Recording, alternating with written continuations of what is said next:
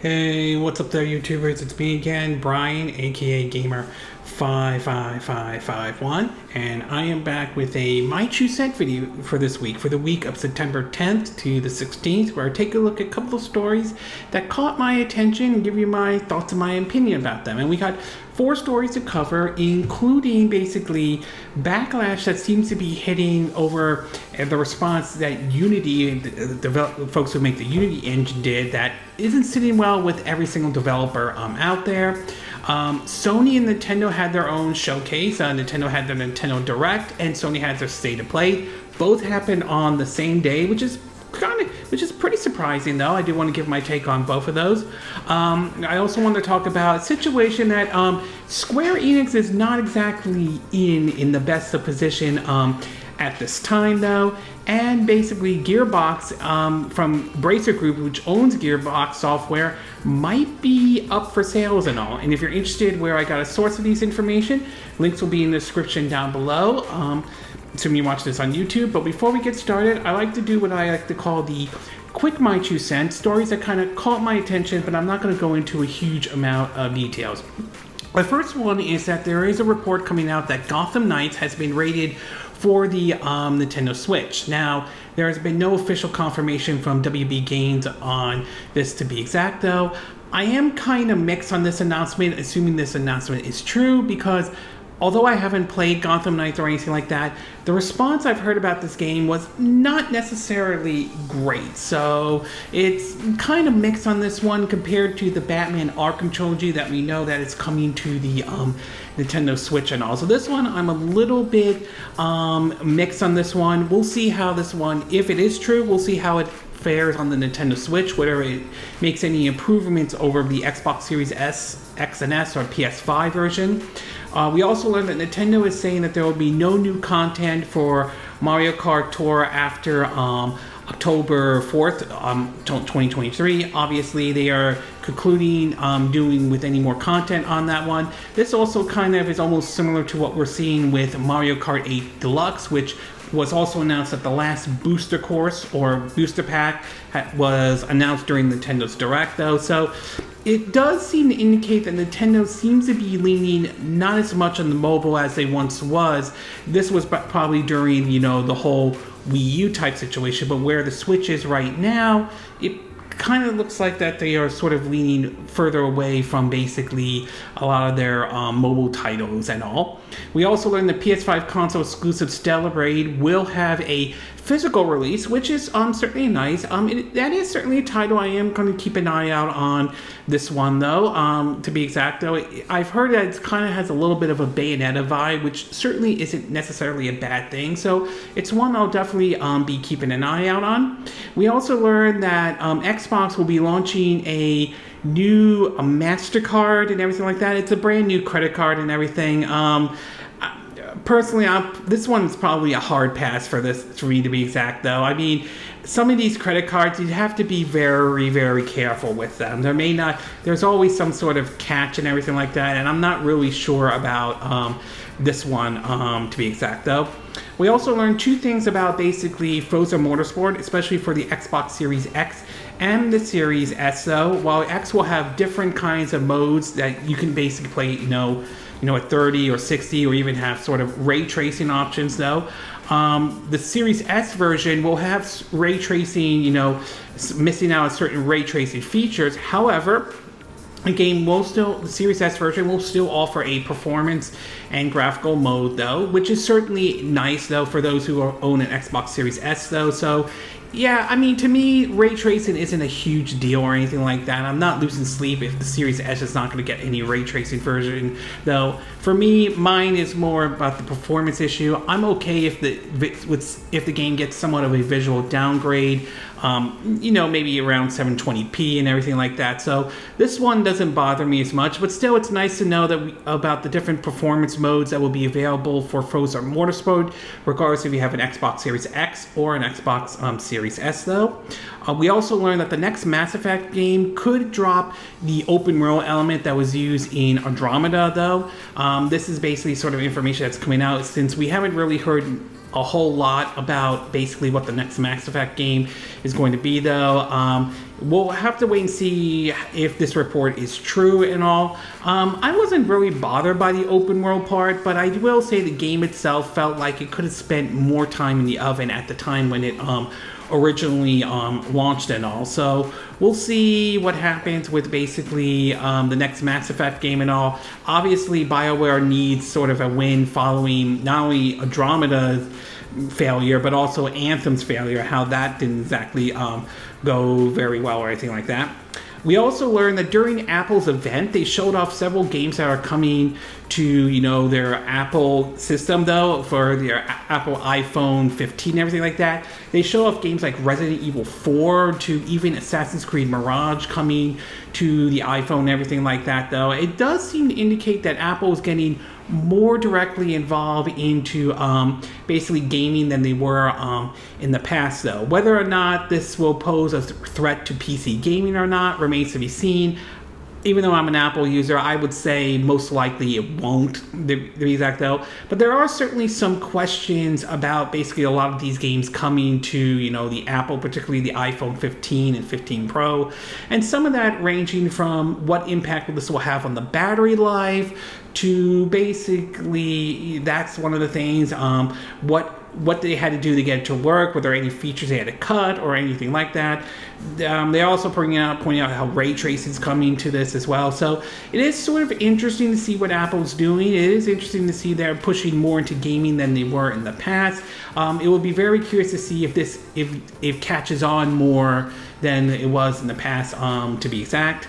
And last but not least, we learned that the developers of Immortal of Averin, the studio, has basically laid off half of their staff. This has to do after the game was brought out by EA, that was under the EA original, which, for what I understand, it seems that sales-wise, the game didn't do good as well. And some of it also had to do with what Digital Foundry showed, which really showed there may have been some problems with that development game, though. It does seem that there were issues, particularly on the visual side of it, to be exact. But in either case, it seems the game may have not performed as well as they had thought, and they're laying off half of the staff, and it remains to be seen what their future may hold going forward.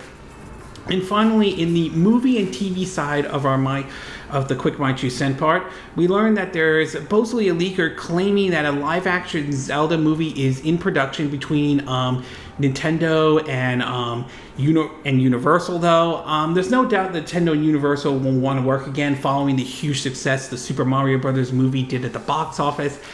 I'm just not sure if this information is true. Bear in mind, though, to be exact, for now, a grain of salt should be taken.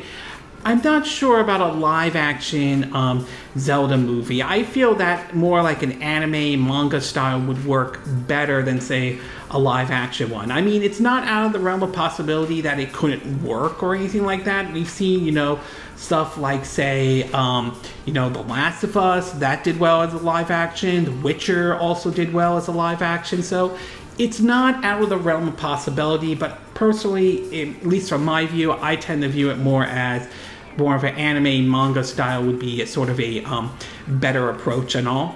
We also learned that supposedly Drew Barrymore has recently defended her talk show returns, and this had to do with the whole writer strike situation. Some have criticized her, to be exact, for doing this, especially given how the whole writer strike situation is going on and everything like that, though. Obviously, whether or not what impact this will have with her show going forward, remember, it is a daytime talk show and all, remains to be seen, to be exact.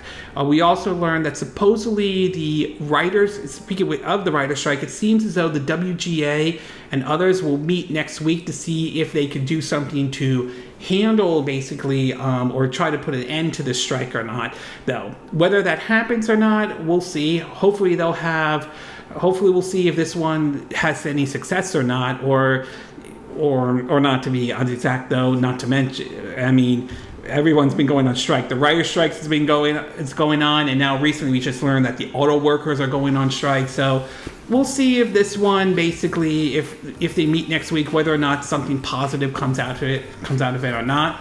And last but not least, though, we also learned that Apple TV showed off their first trailer for Monarch Legacy, a monster teaser trailer.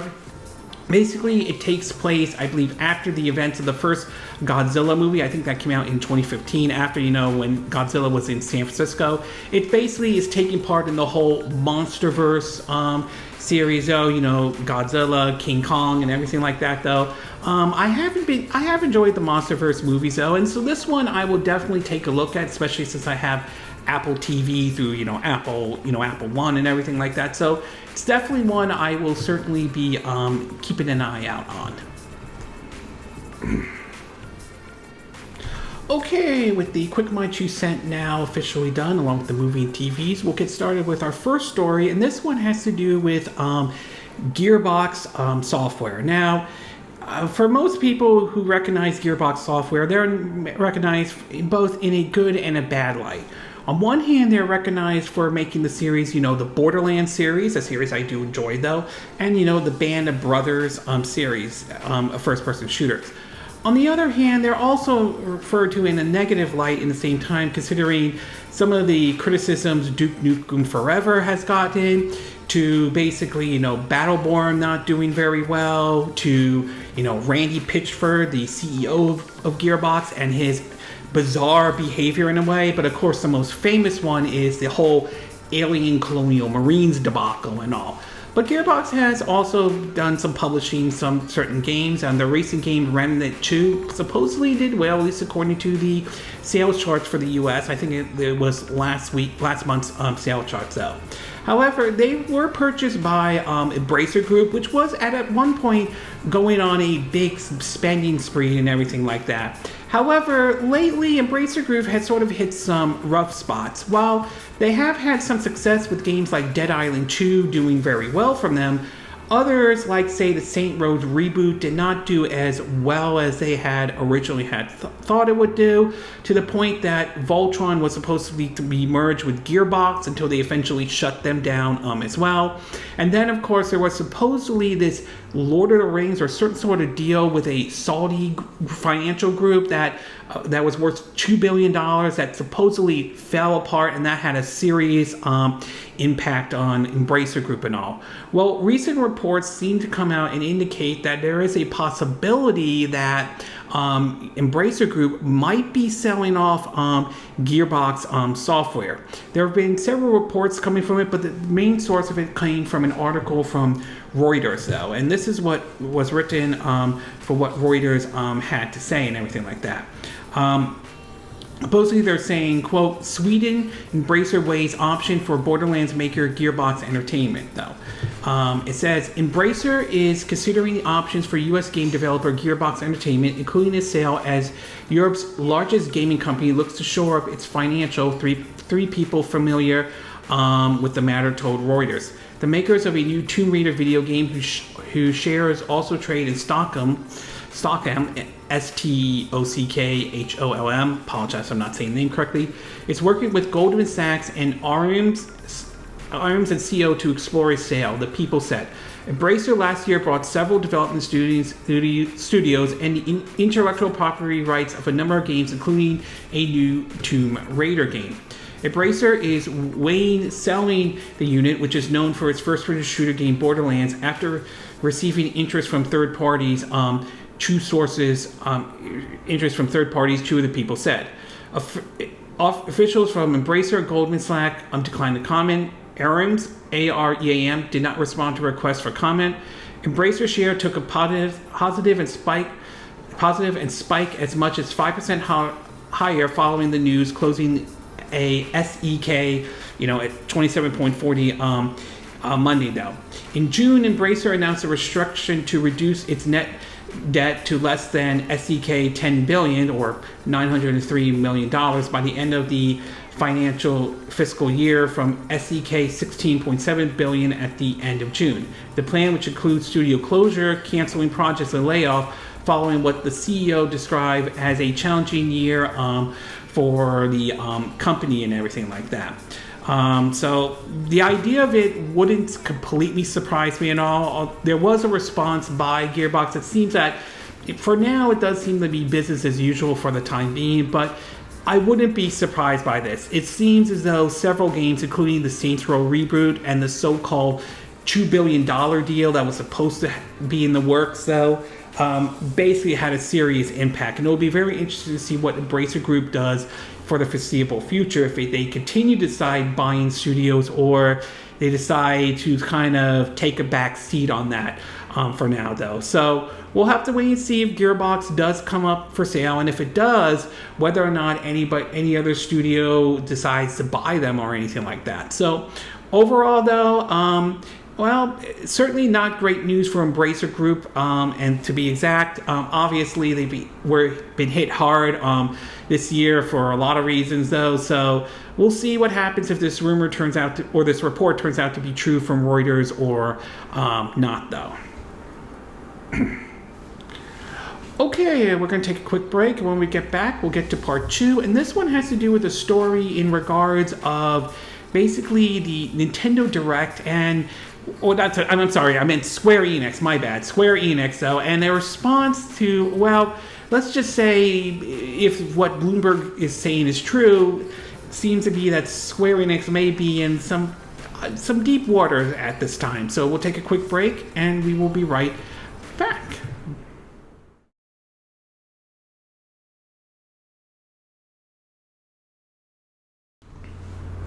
Okay, and we are back with part 2 of my 2 cent video, and for this one, we're going to be talking about Square Enix and sort of in a very tough kind of situation that they are in, though. Now, Square Enix, though, is a studio where there are people who definitely like their games, but there are times that they make questionable decision and all. And while they do have a very impressive, library and a lot of franchises that a lot of people do like, Square Enix unfortunately has a history of making questionable decisions. Sometimes it's raising expectations too high or setting sales expectations too high, to be exact, though. And then there's their situation of their obsession with AI and the whole NFT kind of situation, though. Well, recently it seems that their last big game, Final Fantasy 16, excuse me, which while it does seem, certainly got some good response and all. I'll be doing a review on that game soon, most likely next week, but probably soon and all. It also supposedly did not sell as well as Square Enix had hoped for, and the response to this has led to some people questioning some of the decision making at Square Enix and all. Now, the article comes from Bloomberg, which unfortunately is behind a paywall, but I found this one from Video Game Chronicles, which kind of sums up the situation, though. So here's what it has to say. Quote, Square Enix stock has fallen 30% from its peak this year, wiping almost $2 billion off the company's market value. The Japanese publisher's share price reached its highest point this year in a day running up to Final Fantasy XVI's release in June, but it closed on Wednesday at its lowest level since May 2022. The slump comes after sales of the PS5 game reportedly fail to meet the high end of the company's expectation.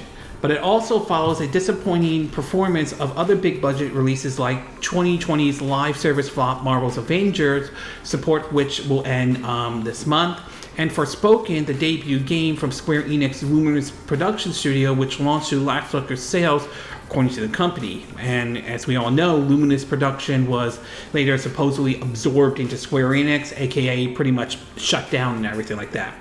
In a Bloomberg article, analyzing Square Enix's recent downturn, anonymous employees and contractors claim the company is suffering from issues with its game development structure and quality control, while analysts express concerns about its long-term prospect. Flooding the market with unfinished, bad, or untested game is a bad move, Tokyo-based developer and gamer Michael Perfine, if I'm saying the name correctly, said, referring Marvel's Avengers, Forspoken, and DioField Chronicles. The company has overstretched itself on too many titles without proper oversight. Current and former Square Enix employees reportedly claim one of the cause of such issue is Square Enix's decision to give individual producers too much control over the scope and direction of the project. They also said games have suffered from inaccurate documentation and team structure. We remain concerned with the company's game development structure and game quality control, which could limit the long-term performance, said Markier, Capital Security Japan analyst Eugene Yijiazhai.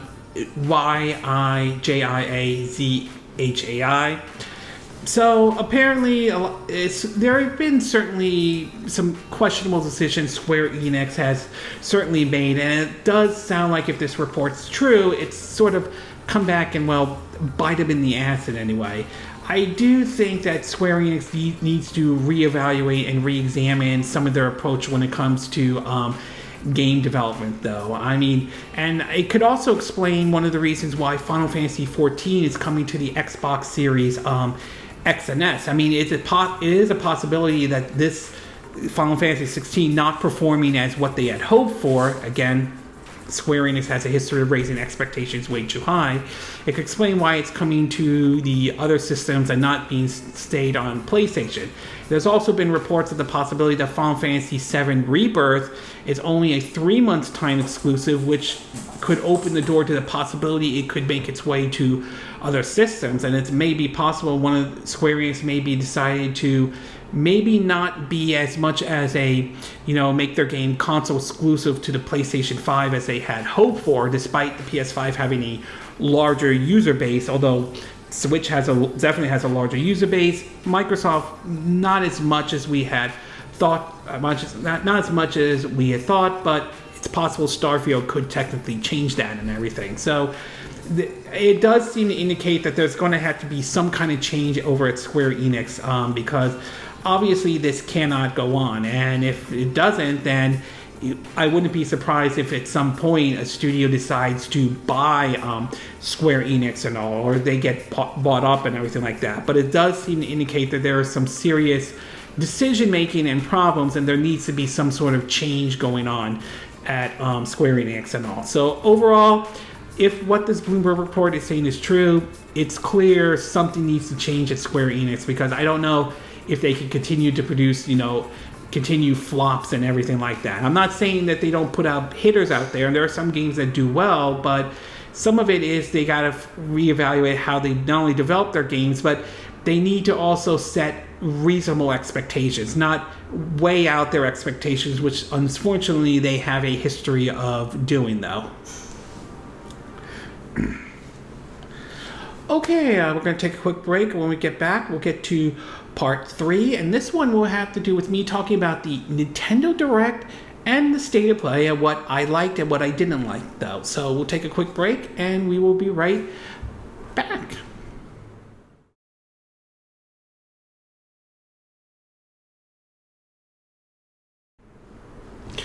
Okay, and we are back with part 3 of my 2 cent video, and for this one, we're going to be talking about the Nintendo Direct and State of Play. What was very interesting about these two is that the fact that they were happening on the exact same day, which is not something you often see, though. Most of the time, they usually want to keep, have one on one day, have one on the other day, but to have both of them on the same day was kind of interesting, to be exact, though. And I got a chance to watch both of them, though. And while I won't say they're terrible by any stretch, though, there weren't exactly the strongest showings that they have done, though. Although if I had to choose which one I think was the best one out of the two, I would say I kind of feel like Nintendo's one was a bit better, but not by a huge amount, though. So there are certainly some neat announcements and everything like that. So I'll start off first with the Nintendo Direct, and I'll break it down into what I like, what I didn't like, mixed, or not really 100% sure about. In terms of what I like for the Nintendo Direct, I will say the ending one was showing Paper Mario: The Thousand-Year Door, though. This was, I think, a game a lot of us have been looking forward to or been wanting to see port over to the Nintendo Switch for quite some time. The fact that they're finally bringing in what many consider the best entry in the Paper Mario series to the Nintendo Switch at last, it's certainly good news indeed. That was definitely a good way to kind of close out the Direct and all. The next one is Unicorn Overlord. This is a new one being developed by Atlus and, of course, the developer Vanillaware. folks who did games like 13 Sentinel, Ingus Rim, to Muramasa the Demon Blade, Dragon Crown, and Odin Sphere. So to see another entry of their game and one coming to the Nintendo Switch is definitely nice indeed. I do enjoy some of Vanillaware's games, so this is one I'll probably be keeping an eye out though. We also learned that SaGa Emerald Beyond, an entry in the SaGa series from Square Enix, is making its way over to the Nintendo Switch. It's probably an RPG I'll keep an eye out for. Illusion Chronicles 100 Heroes. We finally got to see how the game looks on the Nintendo Switch, and judging from what they showed so far, it looked perfectly fine and everything like that. I'm definitely going to be keeping an eye out for that title and all. We also saw Super Mario RPG, the remake or remaster of the 1996 classic. They did show off some new moves and everything like that, and I'm very curious to see how this one will play compared to how the original 1996 was when that came out around the tail end of the Super Nintendo before the launch of the Nintendo 64 and all. But that's definitely another Mario game I'm looking forward to trying out. We also saw another code, Recollection. This is basically a remake of the DS title Trace Memory, basically making its way over to the Nintendo Switch, plus a sequel that never saw the light of day here out in the West. So it's certainly nice to see this one come over. I never played the original one, but it's definitely one I'll be keeping an eye out for. I know the development team worked on a game called Hotel Dusk Room 216. I remember playing that on the Nintendo DS. And if they could bring this one over, I'm hoping that game, along with the sequel that never saw the light of day here in the West, will make its way over to the Nintendo Switch. So I definitely would like to see that one happen, but definitely nice that they're bringing this one over. They showed off Prince of Persia, The Lost Crown. This is probably one of the only Ubisoft games I'm probably looking forward to more playing than, say, like the other ones that have been announced at this time, though. I do like the idea of a Prince of Persia with a Metroidvania style of approach, so this is definitely one I'll be keeping an eye out for. Luigi's Mansion 2 HD, a 3DS game making its way over to the Nintendo Switch. This is one I'll definitely keep an eye out on. I do believe that Luigi's Mansion, the first one, I believe that eventually that will make its way over to the Nintendo Switch. Yes, it did port it over to the 3DS, but I have a feeling that there's a very good chance we'll see the original one make its way over to the Nintendo Switch. We saw DLC for Eastward called Octopia, though. This one looks kind of interesting. I'll keep an eye out on for that one, though. And of course, last but not least, they showed off Princess Peach Showtime, which I thought that one looked kind of interesting. Some of the ideas look kind of neat, where she basically looks like there's different gameplay based on each set or any like play or anything like that. One minute she's a detective, other one she's doing kung fu and all. So I am kind of curious to see what direction they're going with this. Just like how it was interesting when we did Luigi's Mansion, which went completely different than from a traditional Mario game. So I mean, yeah, there was some very interesting stuff that they showed during the Nintendo Direct that certainly caught my attention. As far as what I didn't like, mixed or not 100% sure from the Nintendo Direct, I will say this. And some of it has to do with the Mario vs. Donkey Kong and the F-Zero, though. As much as I am glad that F-Zero is getting some attention, though, and I think that's good, I don't think this is the announcement most of us were hoping for. I mean, not that I'm against F-Zero 99 or the 99 series that's for Nintendo Switches Online, but I think a lot of us would have preferred, either something like a F-Zero GX, getting remastered and ported over to the Nintendo Switch, or a brand new entry into the F-Zero series. So this one, I can see why not everyone is sure about F-Zero 99. As far as Mario vs. Donkey Kong, I mean, again, not a bad game. I do remember playing it on the original Game Boy Advance. It is a fun game, indeed, though, but it's not the Donkey Kong announcement that I think a lot of us was hoping for, such as a brand new entry in the Donkey Kong Country series, or Donkey Kong actually going 3D and all. The next one had to do with Tomb Raider 1-3 Remaster starring Lara Croft. While this definitely is interesting, I have two kind of concerns for it. One is going to be the controls, to see how that game is going to play and if they improve upon the controls or not. And one of it is when they mention cut content, which, while it certainly sounds good, we also saw what happened with Knights of the Old Republic 2 and how that cut content, or that fan-made content, never made its way over to the Switch version and everything like that. So I'm a little concerned with Asperities in terms of how they are handling this, though. Let's also not forget this is the same studio that was supposedly working on the remake of the first KOTOR game, but supposedly got pulled from the project when it became clear it wasn't living up to the standards that a lot of people had hoped for and all. The other one is Trombone Champ. I mean, judging from what they're showing, something tells me that one's going to get annoying very, very quickly. And it seems to be like it's trying to do, you know, Wii music and everything like that. Also, I can't help but feel like this one feels like Nintendo's kind of, or at least Nintendo asking this about to do something with the IR camera that's on your Joy-Con and everything like that. So I'm not sure about Trombone Champ. It might appeal to some folks, but for me, I'm not really sold on that one though. And last but not least is Contra Operation GALUGA. And this one, I'm kind of mixed on this one, to be exact. On one hand, the game is being handled by WayForward, which did do the excellent Contra 4 on the Nintendo DS and everything like that. But on the other hand, this brand Contra sort of has had a rough time following the god-awful, you know, Road Corp, how that one came out, how that did not sit well with everyone, to be exact. So I'm sort of mixed on this one though. I want it to be good, but I'm sort of concerned about that title and all. So, but as far as the Nintendo Direct goes, I thought this was all right, but nothing blew me out of the water or anything like that. I also can't shake the feeling that this comes off as like feeling like the last kind of Direct we'll see with the Nintendo Switch before the Switch successor. Maybe we'll have one in 2024, maybe before the Switch successor comes out, but I just can't help but shake that feeling of it though. As far as what we're now going with Sony's State of Play though, they had theirs. Theirs was once shorter than basically Nintendo's. Nintendo's was 40-minute long. This one was 27-minute long. And there were some interesting announcements though, but like the Nintendo Direct, I didn't think this one blew me out of the waters as well. So as far as what I liked about Sony's State of Play, I would say Spider-Man 2 and a lot of the stuff that they showed off about it though. I am sold on the Spider-Man 2 game. I did enjoy the first one. I am enjoying Miles Morales, so I'm definitely sold on this one. And I did like what they showed so far with Spider-Man 2. The next one, and this one kind of surprised me, was a DLC for Tales of Arise called Tales of Arise Beyond the Dawn.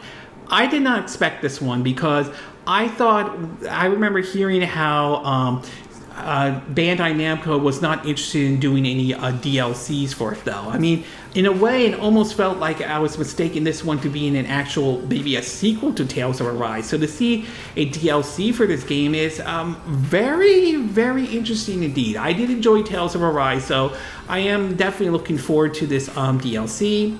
They also showed off more of Resident Evil 4 Separate Way DLC. I mean, that one I'm definitely looking forward to, though, more than, say, the Resident Evil 4 VR. Again, nothing wrong with that. If you like VR, that's great. Just this one, I just feel like Separate Way is one that interests me more than, say, the VR one, so I'm definitely looking forward to that one.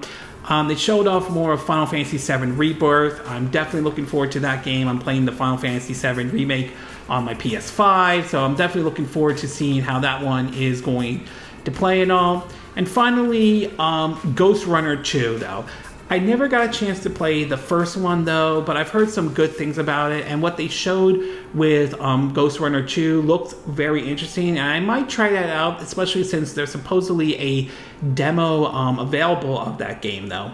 As far as what I didn't like or mixed or not 100% sure on in terms of Sony's State of Play, I will say that I'm not sold on Foam Star or anything like that. I mean, it might be good and so forth, it may be, but I'm not really, still not clicking with me at this time though, so I'm not really sold on that one.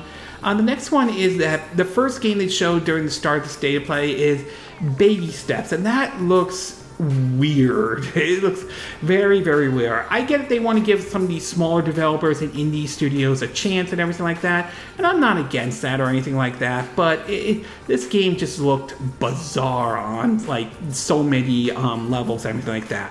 The next one is the game Honkai, if I'm saying that name, Honki Star Rail. This is from the same studio that did Genshin Impact and all.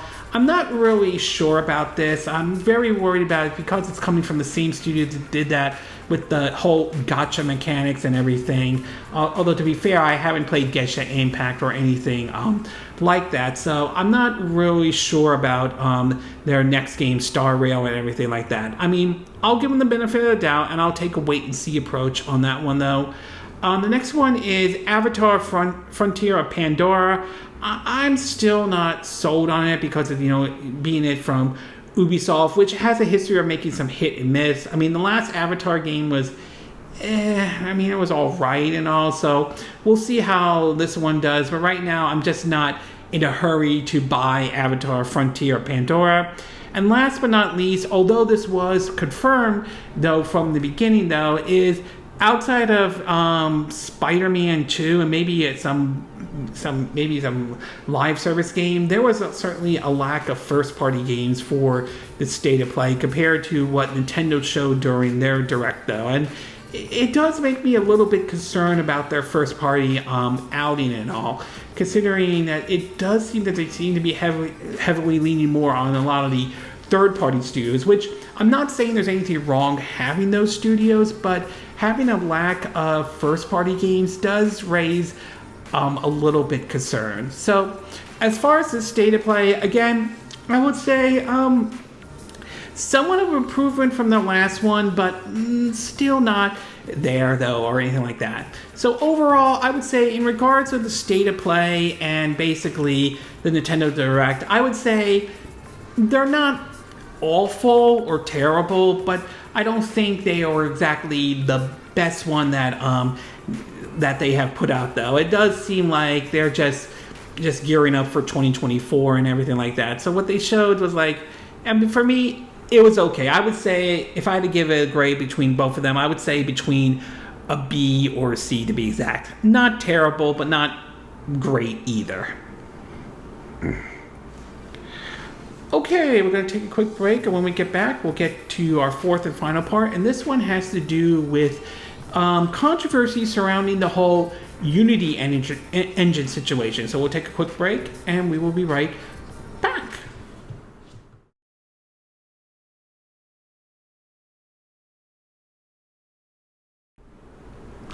Okay, and we are back with our fourth and final part of our My 2 Cent video, and for this one, we're going to be taking a look at a situation surrounding the Unity engine and sort of a controversy it has recently sparked, though.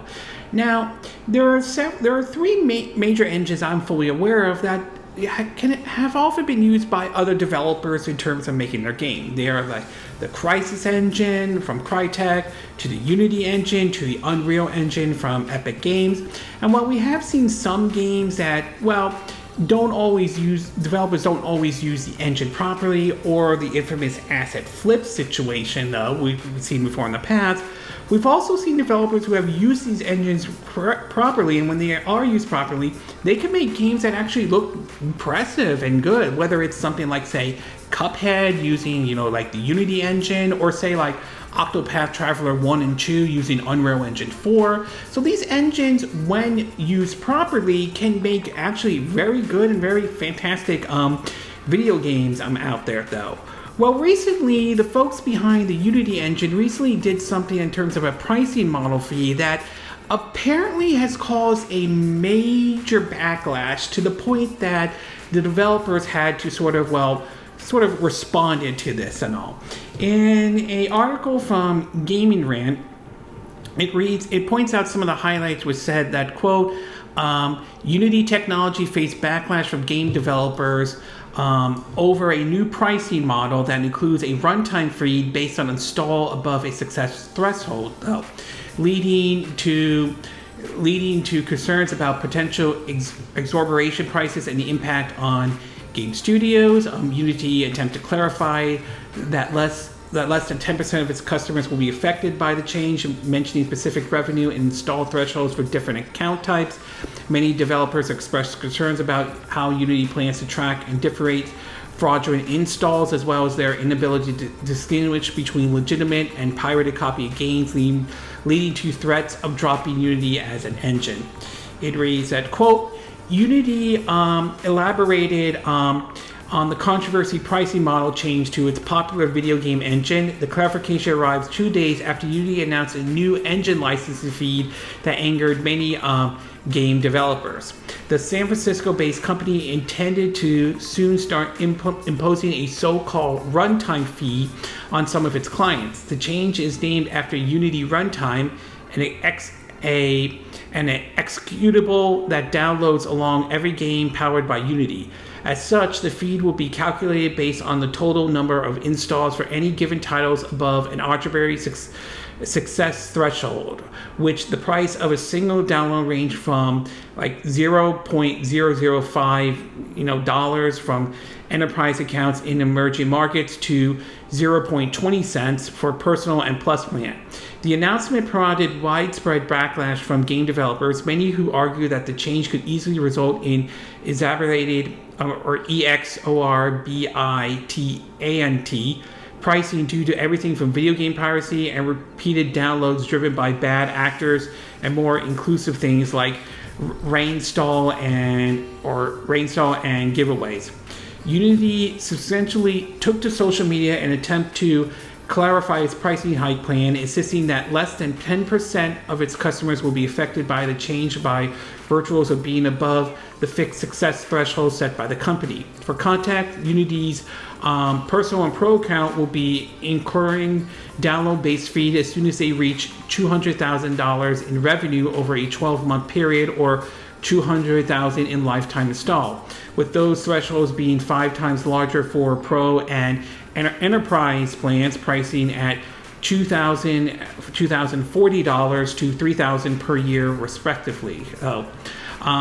Unity also said that the charity and web-based games will be exempt from the charge. Dittos for any repeated and fraudulent install, although it's unclear how the company intends to track down those downloads and differentiate for them from their legitimate counterpart, which was one of the key concerns previously outlined by many a developer.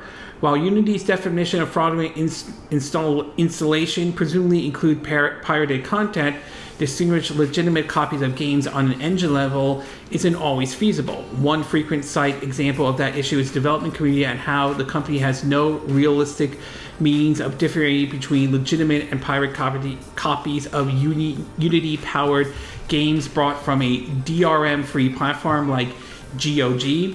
Given the state of affairs, many game studios are now threatening to drop Unity, though. The engine makes C-Suite was seemingly under no illusion about how unpopular this move would prove to be as underlined by the fact that Unity CEO sold a substantial amount of his VEST stock in the run-up of the new business model announcement. The controversy pricing change are planned to go into effect on January 1st, 2024. And according to, they put out a tweet though, pointing out saying, we would like to acknowledge the confusion and frustration we heard after we announced our new runtime fee policy. So it's going to be very interesting to see if the developers really, if a lot of these developers really do basically boycott Unity if Unity decides to go through with this though. I mean, if the boycott is a success, it may put pressure on Unity to re-examine their approach on this whole situation at all. But to see a huge boycott come out because of this whole situation, that's pretty interesting to see a situation that angered not only developers, but supposedly it even got investors not happy with it, which saw Unity stock kind of dropped in the way. So it will be very interesting to see what happens if this policy is implemented next year and all on January 1st, 2024. If it is, it will be interesting to see how many developers stick with Unity or not though. But obviously not everybody is happy about it, and it remains to be seen if this deal either tempered some of those angers or addressed some of those current concerns or really not. So overall, Unity made some decisions that really pissed off a lot of folks out there. Whether or not they go through with them not using the Unity engine or not remains to be seen. But the fact that you had the CEO sell some of its stock before this announcement does kind of make this whole situation a bit sort of fishy in a way as well. Okay, this concludes this My 2 Cent video for September 10th to 16th, 2023. And again, these are my opinion. What are yours? What are your thoughts about Embracer Group planning to sell Gearbox Software? Do you think this report is true? Do you think this is a smart move on Embracer Group in any way? Do you think we could see more studios, them selling more of those studios? Or do you think they're just going to sell this one and this will be it and everything like that? What are your thoughts about this report from Bloomberg regarding Square Enix? Do you think Square Enix is in real trouble in any way? Do you think that there may have to be an overhaul in their game development? Do you think that they may not rely so much as signing like an exclusive like Final Fantasy VII Remake being only on the PS5 and PC in any way? Do you think this could force them to make some changes and all? What are your thoughts about the Nintendo Direct and the Sony State of Play? Do you think the Directs were good in any way? Do you think they were bad and all? Do you think they were awful? Or did you actually enjoy some of the announcements that were made though?